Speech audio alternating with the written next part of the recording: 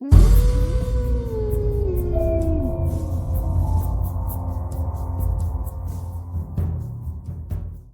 कहानी के लेखक हैं संजय कांबले।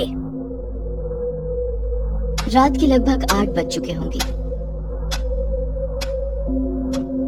दौड़ते हुए कदमों से पोस्टमार्टम करने वाले मारुति राव पोस्टमार्टम कमरे की ओर चलने लगे। बहुत सालों का पोस्टमार्टम का अनुभव ही उनकी पहचान थी। कभी कभी कुछ शव ऐसे होते थे जो पुलिस भी नहीं देख पाती थी। ऐसे शवों का पोस्टमार्टम मारुति राव बिना हिचकिचाहट करते थे। बारिश के पानी से भीग के फूला हुआ शव हो या कई दिनों का सड़ा हुआ शव हो, मारुति राव बिना डरे उन शवों का पोस्टमार्टम करते थे। उनके साहस की वजह से उनके सारे सहकर्मचारी उनकी बहुत तारीफ करते थे। इसी खासियत की वजह से अस्पताल के सीनियर डॉक्टर सावंत के साथ उनकी अच्छी दोस्ती थी। चलते चलते मारुति राव के दिमाग में कल रात की सावंत साहब के साथ की हुई बात घूम रही थी।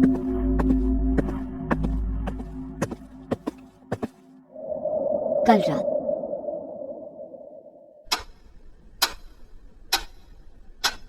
लगभग 11 बजे थे। मारुति राव अपने सोफे पर बैठे हुए थे। अचानक फोन की घंटी बजी।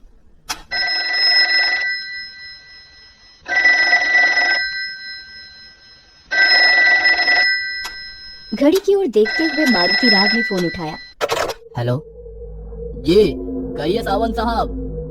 मारुति एक लड़का है, उसे काम से निकालना है। मेरी उसके साथ कुछ खास बनती नहीं। उसने मेरे साथ कई बार बदतमीजी से बात की है, इसलिए आज तुम्हारे साथ उसकी ड्यूटी लगाई है। साहब, नाम क्या है उसका? दीपक नाम है उसका। अब ये दीपक बुझ ही गया समझो साहब। पोस्टमार्टम रूम में काम करना कोई बच्चों का खेल नहीं है। मारुति, एक बात पूछूं? संकोच भरी आवाज में सावंत ने पूछा। सावंत साहब, संकोच किस बात का है?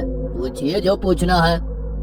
मारुति, तुम इतने सालों से पोस्टमार्टम कर रहे हो, पर क्या तुम्हें भूत प्रेत आत्मा इन बातों पर विश्वास है? भूत? साहब, ये सब मनगढ़ंत कहानियां हैं। मुझे ऐसे मनगढ़ंत कहानियों पर विश्वास नहीं है।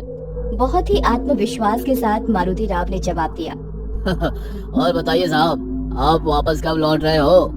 अभी भी मुंबई में ही हूँ, कल तक पहुँचूंगा। मुंबई से करीब 8 घंटों का सफर है।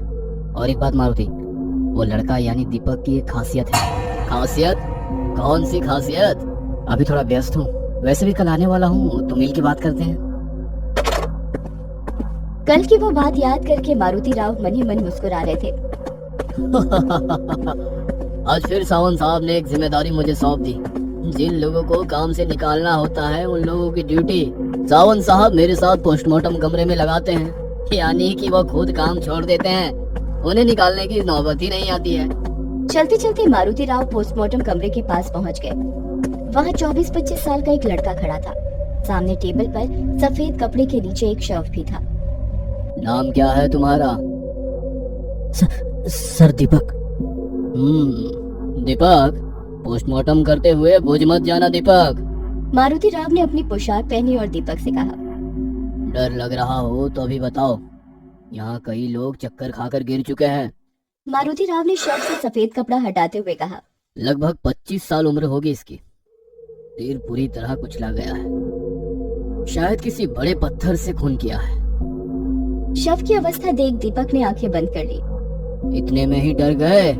सिर्फ सिर तो फटा है, पोस्टमार्टम में तो शरीर के सारे अंग निकालने पड़ते हैं। तब क्या करोगे?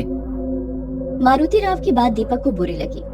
उसने हिम्मत करते हुए शव की ओर देखा और कहा। इसका खून नहीं हुआ है, काम पे जाते वक्त गाड़ी फिसल गई होगी और तभी किसी भारी गाड़ी के नीचे उसका सर कुचल गया होगा, इसलिए चेहरा भी पहचान नहीं सकते। अरे वाह, बहुत ही हिम्मत वाले हो। देखते ही निष्कर्ष निकालने लगे। बिना कुछ कहे दीपक शांति से खड़ा होकर देखता रहा।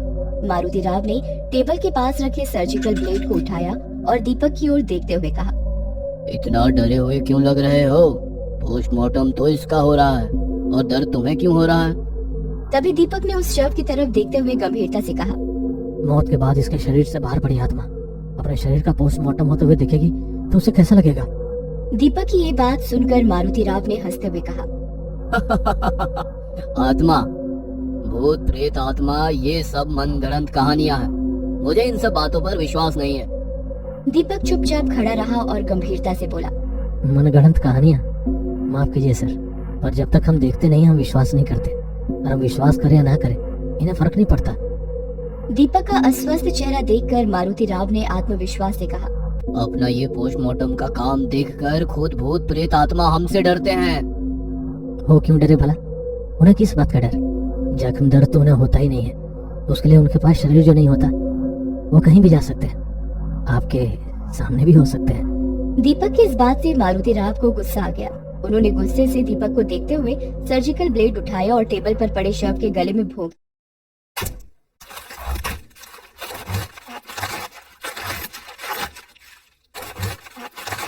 ये सब नजारा देखकर दीपक की आंखें फटी की फटी रह गईं।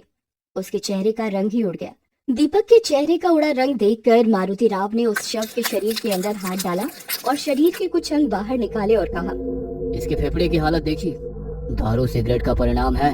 अपनी तिरछी नजर से दीपक की जेब से ऊपर निकले सिगरेट के पैकेट को देखते हुए मारुति राव ने कहा, तुम्हारे फेफड़ों का भी यही हाल होगा, लगे हाथ उनकी भी जांच करे क्या? मुस्कुराते हुए उन्होंने कहा, पर दीपक बिना कुछ कहे चुपचाप खड़ा रहा। मारुति राव ने थोड़ा थोड़ा करते हुए पूरा शरीर चीर दिया। आवश्यक अंगों के सैंपल ले लिए। एक हथौड़े से उन्होंने खोपड़ी को अलग किया जैसे कि कोई ढक्कन खोला हो। दीपक भावना शून्य चेहरे से उस शव की ओर देखता रहा। उसके चेहरे को देखते हुए मारुति राव मन में कहने लगे, लड़का बहुत निडर है। चीर फाड़ किए हुए शव को वापस सिल दिया और कहा, दूसरी शव का पोस्टमार्टम भी मैं ही करूंगा, आज तुम बस देखने का काम करो। पोस्टमार्टम किए हुए शव को ढक दिया। वहीं उनकी नजर बाजू में सफेद कपड़े से ढके हुए दूसरे शव पर पड़ी। थोड़ी देर पहले ही वो शव वहां रखा था। शव के बाजू में पैड पर शव का नाम लिखा था। नाम पढ़कर मारुति राव की आंखें फटी की फटी रह गईं और दीपक की ओर डर भरी आंखों से देखने लगे। दीपक निडर जैसा खड़ा था। क्या सचमुच दीपक निडर था या वो निडर होने का नाटक कर रहा था? मारुति राव कुछ समझ नहीं पा रहे थे। मारुति राव ने टेबल पर रखे पैड को उठाया और उस पर लिखी जानकारी पढ़ ली और शव पर रखे सफेद कपड़े को हटाया और उनके हाथ से पैड फिसल कर नीचे गिर गया। इतनी देर आत्मविश्वास दिखाने वाले मारुति राव के चेहरे का रंग उड़ गया था। वो झट से टेबल से दूर हो गए। उनके चेहरे पर अजीब सा डर था। दीपक उनकी ये हालत देखते हुए उनके पास गए और कहा, डर गए? मारुति राव को खुद की आंखों पर विश्वास नहीं हो रहा था। डर से भरी हुई उनकी आंखें उस शव को देख रही थी। दीपक ने शांति से उनके कंधे पर हाथ रखा और कहा, भूत प्रेत आत्मा, इन सब की एक अलग दुनिया होती है, पर आप जैसे कुछ लोग इस अदृश्य शक्ति को नकारते हैं। आपके नकारने से उनका अस्तित्व और ये सत्य नहीं बदलता। मारुति राव एकदम चुपचाप एक मानसिक सदमे में थे। कहीं ये सपना तो नहीं? नहीं, ये तो सच है। उनकी आंखें फटी की फटी थीं, जैसे उन्हें सांप सूंघ गया हो। अभी अभी पोस्टमार्टम किए हुए शव को वो पीछे मुड़कर देखने लगे। सब कुछ मारुति राव के कल्पना शक्ति के परे था। मारुति राव की यह हालत देखकर दीपक के चेहरे पर एक अजीब सी मुस्कान आ गई। उनके रंग उड़े हुए चेहरे को देखते हुए दीपक ने कहा, आपका चेहरा बता रहा है, ऐसा दृश्य आपने अपनी जिंदगी में पहली बार देखा है। तभी दरवाजा खोलते हुए सीनियर डॉक्टर सावंत और उनके सहकारी शिंदे अंदर आ गए और टेबल पर रखे शव को देखते हुए कहा, ये अचानक कैसे हुआ? रात को नींद में दिल का दौरा पड़ा, रात को जो सोए तो उठे ही नहीं। ऐसे अचानक मौत हुए इंसान की आत्मा ये बात स्वीकारती नहीं है कि शरीर अब खत्म हो गया है। वो आत्मा हर रोज की तरह सारे काम करती है। दीपक की इस बात ने दोनों का ध्यान खींच लिया। अरे हाँ शिंदे, ये दीपक है। इसने आज से ही ड्यूटी ज्वाइन की है और हाँ, इसकी एक खासियत भी है, ये प्रेत आत्माओं के साथ बातें कर सकता है। तभी शिंदे ने हंसते हुए कहा, यानी अपने मारुति की आत्मा उसके शव के साथ काम करने आई होगी। इस लड़के को ही पूछ लो। वैसे तो मेरा भूत प्रेत आत्मा इन सब मनगढ़ंत कहानियों पर विश्वास नहीं। टेबल पर रखे दोनों शव का पोस्टमार्टम कर दो शिंदे। तभी दीपक ने टेबल पर रखे मारुति राव के शव का चेहरा ढक दिया और सावंत साहब के पीछे आधी खुली खिड़की की ओर देखते हुए कहा, मारुति राव भी इन मनगढ़ंत कहानियों पर कहाँ विश्वास करते थे। दीपक की ये बात सुनकर सावंत साहब सुन्न हो गए। उन्होंने उसी खुली खिड़की की ओर देखा जहाँ दीपक देख रहा था। तभी एक ठंडी हवा का झोंका खिड़की से अंदर आया।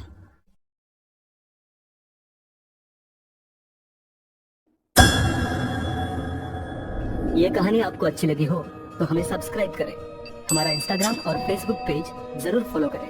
अगर आपके पास ऐसी ही कोई कहानी हो तो हमें कमेंट बॉक्स में भेजें। हम कोशिश करेंगे कि अगली एनिमेटेड स्टोरी आपकी हो।